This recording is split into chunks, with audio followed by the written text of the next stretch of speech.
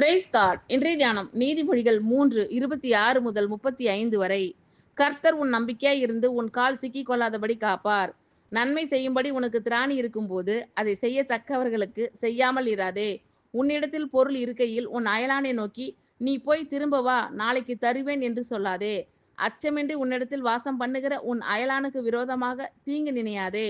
ஒருவன் உனக்கு தீங்கு செய்யாதிருக்க காரணமின்றி அவனோடே வழக்காடாதே. கொடுமை உள்ளவன் மேல் பொறாமை கொள்ளாதே. அவனுடைய வழிகளில் ஒன்றையும் தெரிந்து கொள்ளாதே. மாறுபாடு உள்ளவன் கர்த்தருக்கு அருவருப்பானவன். நீதிமான்களோடே அவருடைய ரகசியம் இருக்கிறது. துன்மார்க்கனுடைய வீட்டில் கர்த்தரின் சாபம் இருக்கிறது. நீதிமான்களுடைய வாசஸ்தலத்தையோ அவர் ஆசீர்வதிக்கிறார்.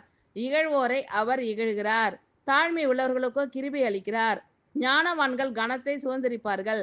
மதிகேடரோ கனவீனத்தை அடைவார்கள். ஆமென். Thank you Lord.